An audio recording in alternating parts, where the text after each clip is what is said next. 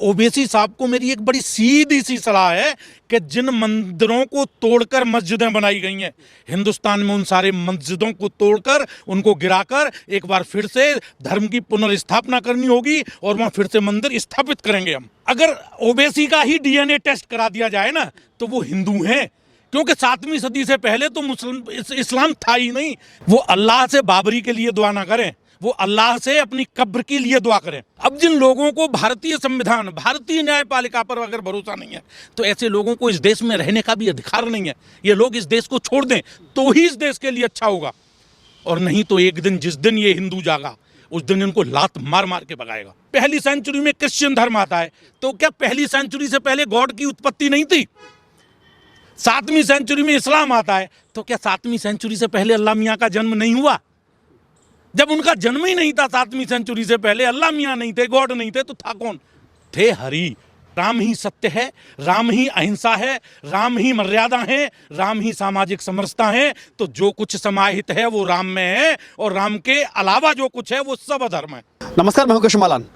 श्री राम मंदिर के उद्घाटन से ऐन मौके पर उससे पहले असदुद्दीन ओवैसी ने एक बार फिर मुसलमानों को बरगलाने वाला बयान दिया है और कहा है कि आप हिफाजत करें उन मस्जिदों की, कहीं ऐसा ना हो हमारी मस्जिदों को छीन लिया जाए।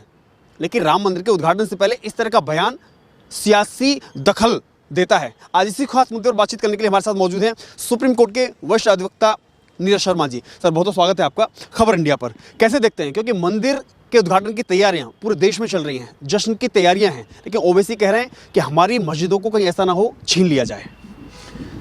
आप एक बात बताइए, बड़ी साफ सी बात है। छीना उसे कहा जाता है जो मेरा हो, लेकिन जो मेरे से छीन लिया हो और मैंने उसे वापस लिया हो तो उसे आप छीना हुआ कैसे कहेंगे? ये तो वही वाली बात हुई कि हमें जबरदस्ती कुछ न कुछ कब्जाना है। और ओवैसी साहब को मेरी एक बड़ी सीधी सी सलाह है कि जिन मंदिरों को तोड़कर मस्जिदें बनाई गई हैं हिंदुस्तान में, उन सारे मस्जिदों को तोड़कर उनको गिराकर एक बार फिर से धर्म की पुनर्स्थापना करनी होगी और वहाँ फिर से मंदिर स्थापित करेंगे हम। लेकिन ओवैसी, आपको लग रहा है कि युवाओं को, जो मुस्लिम युवा हैं, उनको बरगलाने की एक बार फिर कोशिश कर रहे हैं? ओवैसी खुद अपना करैक्टर तो देखें।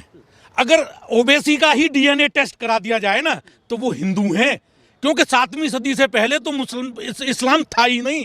जब इस धरती पर 7वीं सदी से पहले इस्लाम नहीं था तो ये सारे के सारे हिंदू हैं। अगर विश्व के किसी भी मुसलमान का डीएनए टेस्ट करेंगे तो आप पाएंगे कि हर मुस्लिम का डीएनए हिंदू है। लेकिन इसके बावजूद हिंदुओं पर हमला करना, हिंदुओं पर बयानबाजी करना, या फिर मस्जिद का आज भी उस बाबरी को याद करना जिसकी जगह आज भव्य राम मंदिर का निर्माण किया जा रहा है।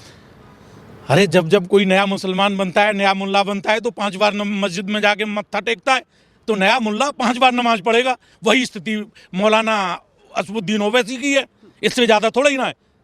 लेकिन बार बार चाहे किसी नेता की बात करें, ऐसे ही स्वामी प्रसाद मौर्य कह रहे हैं हिंदू धर्म एक धोखा है।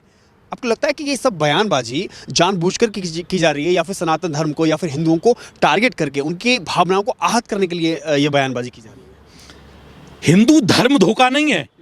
जो हिंदू होकर भी हिंदू धर्म को धोखा कहते हैं वो अपने आप में धोखा है। वो इन भारतीयों को धोखा दे रहे हैं। ये वो लोग हैं जो असदुद्दीन ओवैसी जैसे लोगों की चांस पर डांस कर रहे हैं, जिन्हें भारतीय संविधान में भरोसा नहीं है, जिन्हें भारतीय न्याय प्रणाली पर भरोसा नहीं है। आज आप देखिए, अयोध्या मंदिर कोई किसी एक व्यक्ति की मर्जी से बन रहा है। लंबी न्यायिक प्रक्रिया से गुजरने के बाद जब सुप्रीम कोर्ट ने कहा, जब भारतीय उच्चतम न्यायालय ने कहा कि यस, यहाँ इस बात के सफिशिएंट प्रूफ हैं, प्रामाणिकता है कि ये राम मंदिर था, ये राम की जन्मभूमि है और यहाँ राम मंदिर ही होना चाहिए, तो जिन लोगों को अगर भारतीय संविधान और भारतीय न्यायपालिका पर भरोसा नहीं है वो तो अपने आप में खुद धोखा है। वो देश के लोगों को धोखा दे रहे हैं, वो युवाओं को गुमराह करने की कोशिश कर रहे हैं। ऐसे लोगों को भारत में नहीं रहना चाहिए, जिन्हें भारत के संविधान, भारतीयता और सनातनता पर भरोसा नहीं है। लेकिन डीवाई चंद्रचूड़ अभी हाल ही में उन्होंने एक बयान दिया। उन्होंने कहा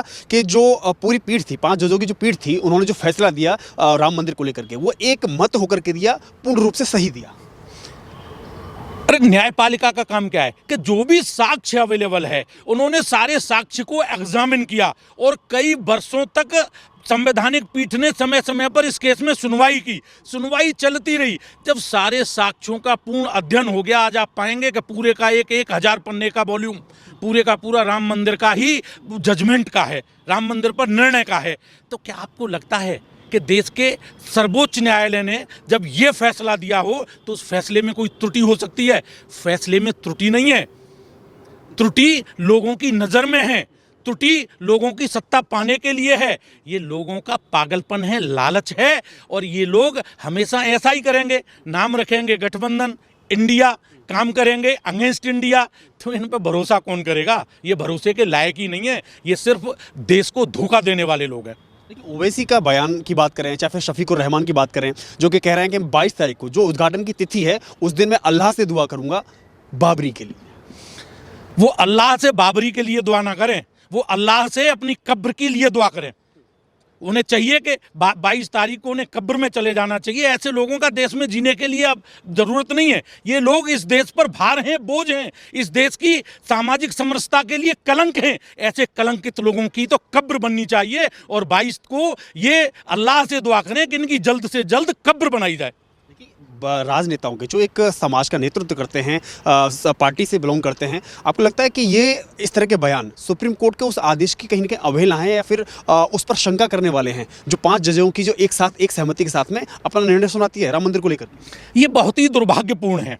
इससे ज़्यादा और दुर्भाग्यपूर्ण क्या होगा कि इस देश में रहने वाले धर्म विशेष के लोग देश की न्यायपालिका, देश के संविधान पर भरोसा ही नहीं करते। अब जिन लोगों को भारतीय संविधान, भारतीय न्यायपालिका पर अगर भरोसा नहीं है, तो ऐसे लोगों को इस देश में रहने का भी अधिकार नहीं है। ये लोग इस देश को छोड़ दें तो ही इस देश के लिए अच्छा होगा, और नहीं तो एक दिन, जिस दिन ये हिंदू जागा, उस दिन इनको लात मार मार के भगाएगा। लग रहा है एक समय आ गया है कि जैसे अब पहले एक वो दौर था कि जब सुप्रीम कोर्ट में जब मामला चल रहा था तब उसको कांग्रेस की तरफ से वकील खड़े किए गए, उस पर अड़चन डालने की कोशिश की गई, उसमें डेली सुनवाई न हो ऐसे उसमें व्यवधान डाले गए। लेकिन आज लग रहा है कि उद्घाटन से पहले भी कुछ इस तरह की अड़चनें विपक्ष के द्वारा, नेताओं के द्वारा डालने की कोशिश की जा रही है।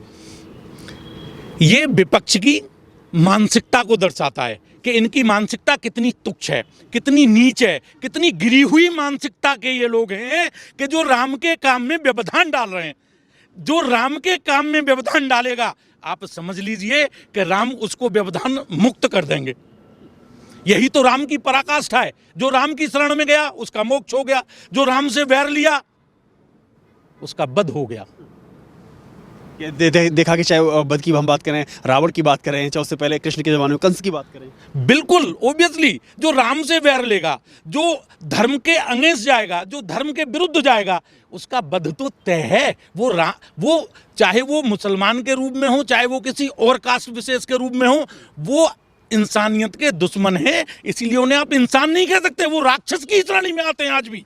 लेकिन वही लोग आज निमंत्रण मांग रहे हैं। जिन लोगों ने कभी राम को काल्पनिक बताया था या फिर उसके जो न्यायिक प्रक्रिया थी उसमें बाधा डालने की कोशिश की थी, आज वही लोग कह रहे हैं कि हमें निमंत्रण नहीं दिया गया, हमें बुलाया नहीं गया। भगवान के दरबार में आने के लिए निमंत्रण नहीं हुआ करते।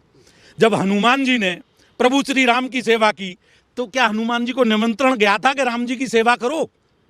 भगवान शिव खुद हनुमान के रूप में अवतरण लेके प्रभु श्री राम की शरण में आए उनकी सेवा करने के लिए। अगर राम की सेवा करनी है तो उसके लिए निमंत्रण कहाँ से चाहिए? ये वीवीआईपी कल्चर के प्रणेता हैं, इन्हें वीआईपी ट्रीटमेंट चाहिए। इन्हें लाइन में लग के राम के दर्शन नहीं करने, इन्हें लाइन को साइड करके राम के दर्शन करने। तो ऐसे लोग आप क्या सोचते हो कि समाज की सेवा के लिए बने? नहीं, ये लोग चाहते हैं कि समाज इनकी सेवा करे, न कि ये समाज की सेवा करें। हाल ही में हमने देखा जब अयोध्या में रेलवे का उद्घाटन किया, एयरपोर्ट का उद्घाटन किया, तो मोदी जी अचानक से निषाद परिवार के यहाँ पहुँच जाते हैं। यही तो बात है, यही तो फर्क है आदरणीय प्रधानमंत्री मोदी और अखिलेश जी में, जिन्हें आप टीपू सुल्तान के नाम से जानते हो, या राहुल जी, या जो भी हैं। यही फर्क है कि राम की जो मित्रता थी वो निषाद परिवार से भी थी। और यही होना चाहिए एक राजनेता में, एक देश के सबसे बड़े सेवक के अंदर, कि वो गए राम का उद्घाटन करने, लेकिन एक उच्च तुच्छ परिवार के यहाँ गए जिसके यहाँ लोग जाना पसंद नहीं करते और उसके यहाँ खाना खाकर लौटे। यही तो फर्क है। राजनीति ऐसी ही साफ शुद्ध होनी चाहिए, निरपेक्ष होनी चाहिए, न कि अखिलेश यादव, असदुद्दीन ओवैसी और मुजीबुर रहमान जैसे लोगों की, या स्वामी प्रसाद मौर्य जैसे लोगों की, जो हिंदू और मुसलमान और इन सारी धर्मों के नाम पर कलंक हैं। इस बीच में हमने देखा कि बिहार के लालू के परिवार के जो आवास के बाहर एक बोर्ड लगाया गया जिसमें लिखा गया है कि मंदिर निर्माण गुलामी के मार्ग को दर्शाता है। मंदिर जाना गुलामी के मार्ग का दर्शन नहीं है। मंदिर तो आपको मानसिक शांति का प्रतीक है, मंदिर आपके मोक्ष का द्वार है। मैं तो कहता हूं कि हर व्यक्ति को, हर समुदाय के व्यक्ति को भगवान की शरण में जाना चाहिए, क्योंकि इस देश में ही नहीं बल्कि संपूर्ण विश्व में अगर आप सनातनता का अध्ययन करेंगे तो सृष्टि के सृजन से लेकर आज तक सिर्फ सनातन धर्म ही था, सिर्फ प्रभु श्री राम ही थे, प्रभु श्री कृष्ण ही थे, भगवान श्री हरि के ही दर्शन हैं। पूरे विश्व में भगवान श्री हरि का दर्शन है। आप एक बात बताइए, पहली सेंचुरी में क्रिश्चियन धर्म आता है तो क्या पहली सेंचुरी से पहले गॉड की उत्पत्ति नहीं थी? 7वीं सेंचुरी में इस्लाम आता है तो क्या 7वीं सेंचुरी से पहले अल्लाह मियाँ का जन्म नहीं हुआ? जब उनका जन्म ही नहीं था 7वीं सेंचुरी से पहले, अल्लाह मियाँ नहीं थे, गॉड नहीं थे, तो था कौन? थे हरि, था सनातन, एक ऐसा धर्म जिसकी उत्पत्ति से ही बाकी लोग निकले, जो बाकी परंपराएं बनी। सत्यता तो यह है कि हरि दर्शन के अलावा संपूर्ण विश्व में और कोई दर्शन है ही नहीं। हम देख रहे हैं कि पूरा विश्व में इसके चर्चा है राम मंदिर के उद्घाटन की। 22 तारीख का हर कोई इंतजार कर रहा है, हर कोई राममय है। अयोध्या से लेकर के पूरे दिल्ली एनसीआर तक हर तरफ राम की गूंज है। लेकिन आपको लगता है कि विपक्ष आज उन्हीं सनातनी को गाली देकर के भगवान राम के जो आराध्य हैं उनको सवालिया निशान लगा करके फिर से 2024 में सत्ता पर काबिज हो पाएगा? देखो, राम का काम जो करेगा सत्ता तो उसी को मिलेगी, जो राम के विरुद्ध काम करेगा उसे सत्ता नहीं मिलेगी, उसे लात घूंसे मिलेंगे, जनता बहुत मारेगी और इनकी वो रंगत उड़ा देगी चेहरे की कि ये अपने पब्लिक के बीच में मुंह दिखाने के काबिल नहीं बचेंगे। लगता है राम का भक्त अब जागरूक हो गया है, जाग गया है कि कौन धर्मी है कौन अधर्मी है। जो राम है वही धर्म है, जो राम के अतिरिक्त है वो अधर्म है, क्योंकि राम ही सत्य है, राम ही अहिंसा है, राम ही मर्यादा है, राम ही सामाजिक समरसता है। तो जो कुछ समाहित है वो राम में है और राम के अलावा जो कुछ है वो सब अधर्म है। सुना है आपको भी निमंत्रण मिला है 22 तारीख के कार्यक्रम के लिए? ये प्रभु इच्छा है, मेरे ऊपर हरि की कृपा है, हरि ने मुझे बुलाया है, मैं अवश्य जाऊंगा और मुझे जाना भी चाहिए और सबको जाना चाहिए। राम ऐसे ही बुलाते हैं, भगवान ऐसे ही बुलाते हैं, उनके लिए किसी निमंत्रण की आवश्यकता नहीं है। वहाँ सेवा भाव से जाया जाता है, न कि वीआईपी बन के। भगवान के सामने कौन वीआईपी हो सकता है, आप मुझे बताइए। भगवान भगवान है, हम सब उनकी शरण में हैं, हमें उनके सामने जाना है, हमें वो बुला रहे हैं तो हम जाएंगे। लेकिन जो वीआईपी बनकर जाएंगे तो वीआईपी तो भगवान से बड़ा कोई हो ही नहीं सकता। और जो समझता है वो अहंकारी रावण है, वो अहंकारी कंस है।